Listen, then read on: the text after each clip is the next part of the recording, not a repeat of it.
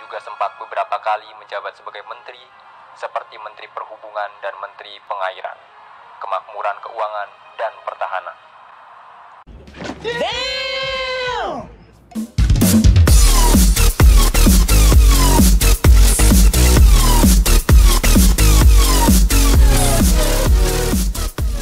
Jangan lupa subscribe channel ini agar mendapatkan notifikasi video-video terbaru. Terima kasih. Biografi Muhammad Husni Tamrin. Saya Muhammad Husni Tamrin. Saya adalah tokoh Betawi yang memiliki darah Belanda dari kakek saya, sedangkan ayah saya seorang Wedana tahun 1908 di bawah Bupati.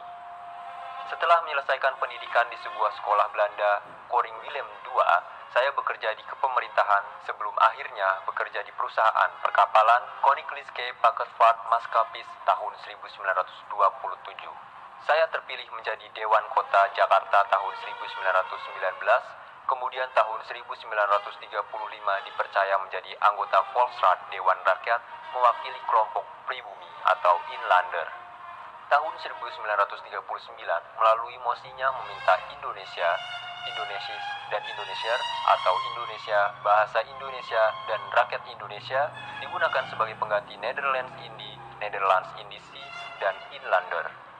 Berasal dari keluarga menengah dengan sebagian darah Belanda mengalir tubuh saya, tak membuat luntur saya membela rakyat Indonesia. Di dalam Volksraad seringkali saya menunjukkan perlawanan atau kebijakan-kebijakan yang tidak berpihak pada Indonesia dan hanya menguntungkan Belanda, seperti pembangunan perumahan elit Menteng dengan anggaran prioritas daripada perbaikan perkampungan kumuh.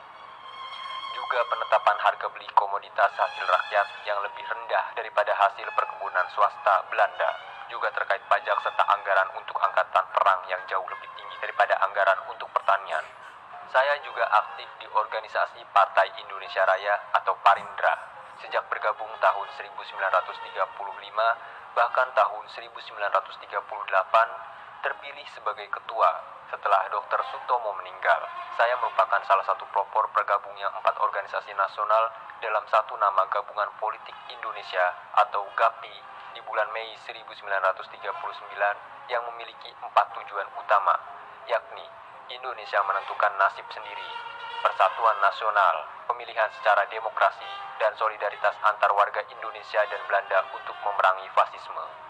Pada 6 Januari 1941, atas tuduhan bekerja sama dengan Jepang, saya dikenakan tahanan rumah dan tidak boleh mendapat kunjungan dari siapapun, hingga 5 hari kemudian meninggal tanggal 11 Januari 1941 dan dimakamkan di pekuburan karet Jakarta.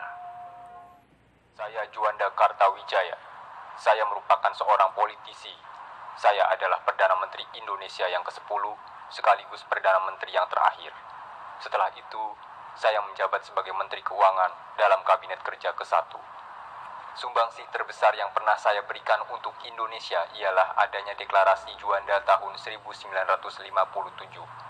Deklarasi ini menyatakan bahwa Laut Indonesia adalah termasuk laut sekitar di antara dan di dalam Kepulauan Indonesia menjadi satu kesatuan wilayah NKRI atau lebih dikenal dengan Negara Kepulauan.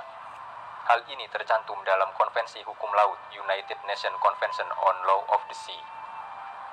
Karena jasa itu dalam memperjuangkan pembangunan lapangan terbang sehingga dapat terlaksana, nama saya diabadikan sebagai nama lapangan terbang di Surabaya, yaitu Bandara Juanda.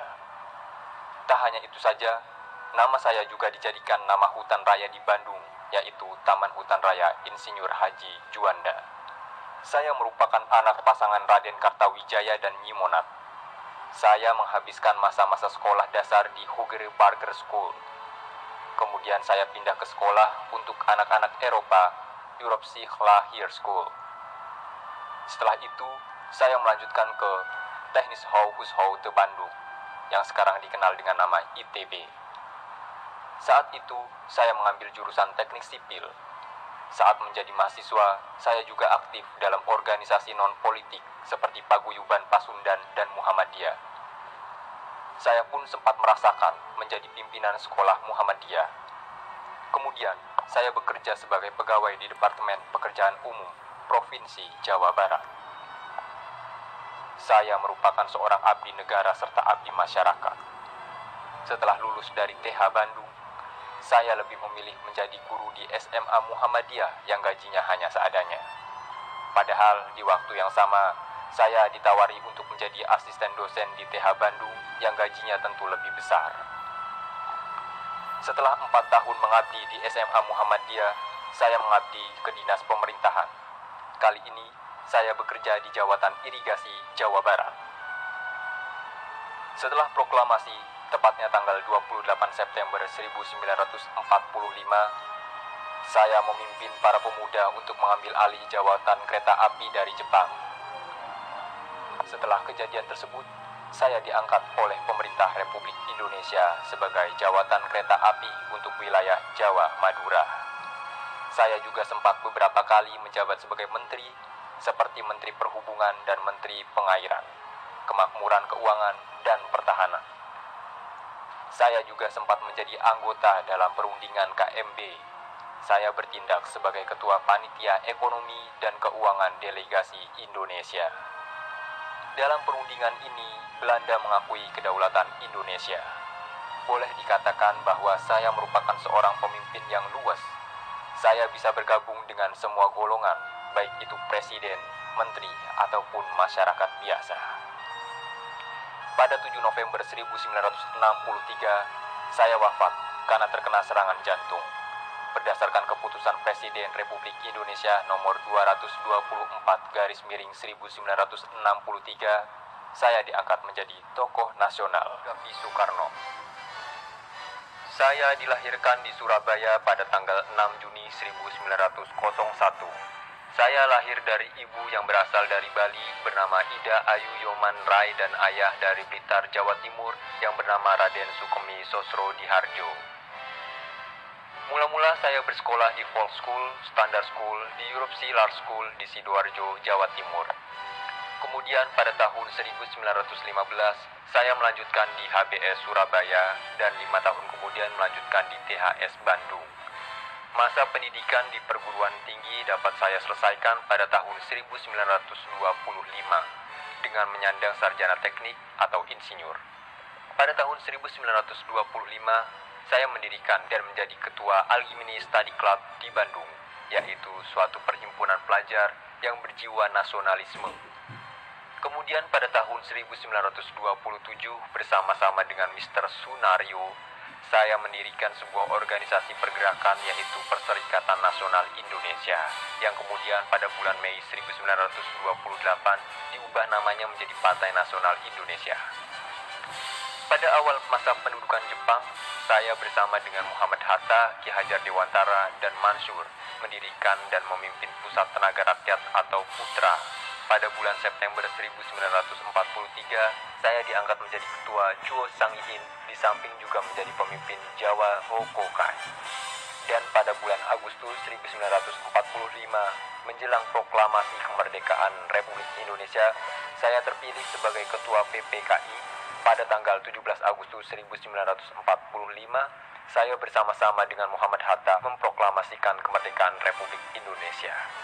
Dalam agresi militer Belanda yang kedua tahun 1948, saya dan Hatta serta beberapa pemimpin republik lainnya ditawan Belanda untuk kemudian berturut-turut diasingkan ke Prapat, kemudian Bukit Manumbing, Bangka.